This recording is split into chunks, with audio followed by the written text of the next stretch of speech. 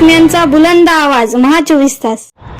महाकारुणिक तथागत भगवान गौतम बुद्ध, परमपूज्य डॉक्टर बाबासाहेब आंबेडकर, बसवेश्वर महाराज, टिपू सुलतान, छत्रपती शिवाजी महाराज, शाहू महाराज, महात्मा फुले आणि अण्णाभाऊ साठे राजगृहामधल्या तिन्ही रत्नांना श्रद्धेय बाळासाहेब आंबेडकर, भीमराव साहेब आंबेडकर आणि हिंदू मिलचे प्रणेते सरसेनानी आनंदराज आंबेडकर या भारतामध्ये शांतता राहावं म्हणून तथागत भगवान गौतम बुद्धाचा जन्म झाला आणि त्यांनी या देशालाच नाही तर या जगाला, सर्व मानवतेला की जगामध्ये शांततेचं प्रतीक म्हणून तथागत भगवान गौतम बुद्धाला ओळखल्या जाते।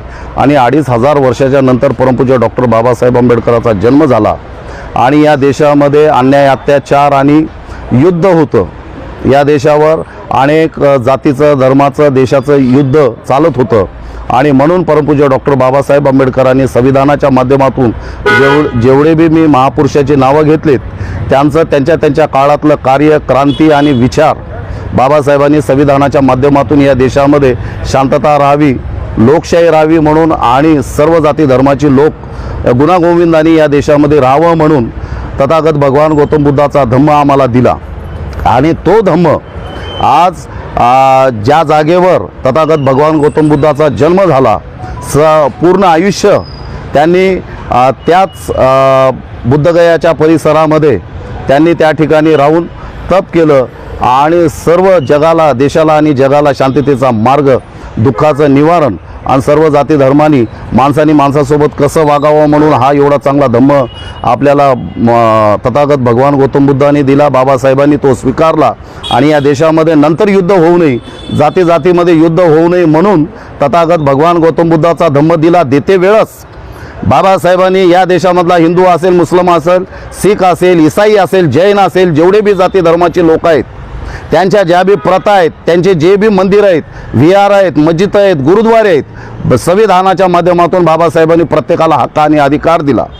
आणि पण या देशामध्ये सम्राट अशोकाने 84,000 जे स्तूप तयार केले होते त्या स्तूपांमध्ये या सर्व वेगवेगळ्या जातीचे वेगवेगळे त्या ठिकाणी देवस्थान तयार झालेले आहेत। बाबासाहेबांनी त्याला सुद्धा मान्यता दिली। पण बुद्धगया ज्या ठिकाणी तथागत भगवान गौतम बुद्धांनी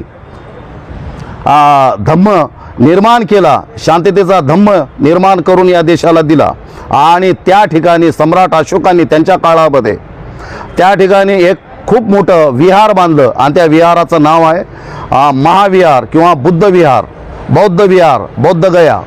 आणि त्या ठिकाणी ज्यावेळी 15 ऑगस्ट 1947ला या देशाला स्वातंत्र्य मिळालं आणि परमपूज्य डॉक्टर बाबासाहेब आंबेडकरांनी संविधान लिहून 26 जानेवारी 1950ला या देशामध्ये समर्पित केलं। पण त्या 3 वर्षामध्ये देश चालवावा म्हणून जो कायदा तयार झाला होता आणि त्या कायद्यामध्ये 1949 हा कायदा, त्या कायद्यानुसार त्या ठिकाणी जे काही बुद्ध विहारामध्ये 4 ब्राह्मण आणि 4 बौद्ध त्या ठिकाणी ठेवले होते, पण बाबासाहेबांनी संविधानाच्या माध्यमातून म्हणजे सांगितलं होतं की या अगोदरचे जेवढेही कायदे तयार झालेले आहेत ते कायदे रद्द आहेत।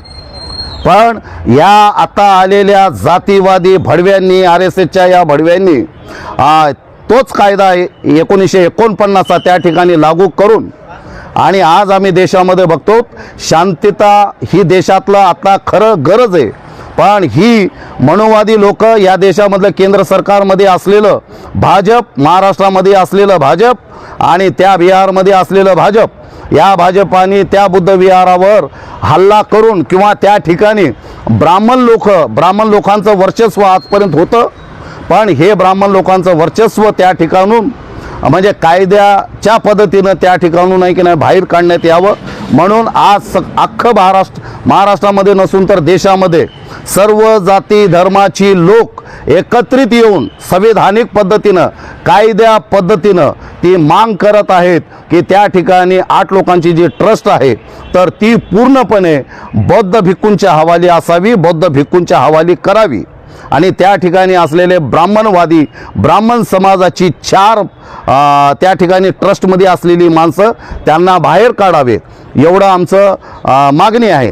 आणि उद्या 25 तारखेला नांदेड जिल्ह्यामध्ये बौद्ध समाज जिल्ह्यातून लाखोच्या संख्येने मोंडा या ठिकाणी उपस्थित होणार आहे। त्यामध्ये सर्व भिक्खूगण आहेत भारतीय बौद्ध महासभा आहे, समता सैनिक दल आहे, वंचित बहुजन आघाडी आहे, रिपब्लिकन सेना आहे, सर्व आंबेडकरी चळवळीचे नेते कार्यकर्ते सर्व पक्षामध्ये काम करत असलेले आणि सर्व समाज एक कार्यकर्ता एक महिला 25 तारखेला सकाळी 12 वाजता मोंडा या ठिकाणी येणार आहे.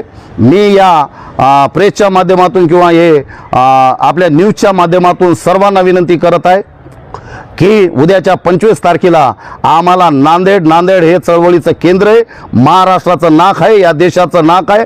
म्हणून आम्हाला त्या दिवशी अतिशय मोठ्या जल्लोषामध्ये आनंदामध्ये आणि ताकदीनं आम्हाला उपस्थित राहायचे. सर्वांनी पांढरं शुभ्र कपडे घालून यायचे, जेवण करून यायचे. आमचा दिवसभराचा तो आंदोलन आहे आणि तो आंदोलन त्या बुद्धगयाला होत असलेल्या त्या आंदोलनामध्ये म्हणजे इन्व्हॉल्व होणार आहे आणि लाखो लोक नांदेडमधून बुद्धगयाला जाणार आहेत. म्हणून एवढंच या ठिकाणी विनंती करतो. मी पण येणार आहे, आपण पण सर्व यावं, सर्व जातीच्या धर्माच्या लोकांनी यावं, मुस्लिम समाजाने यावं, मातंग समाजाने यावं, कुणबी समाजाने यावं, मराठा समाजाने यावं, हुशार असलेल्या ब्राह्मण समाजाने सुद्धा यावं, एवढीच या ठिकाणी विनंती करतो. जय भीम, जय भारत, जय संविधान. धन्यवाद.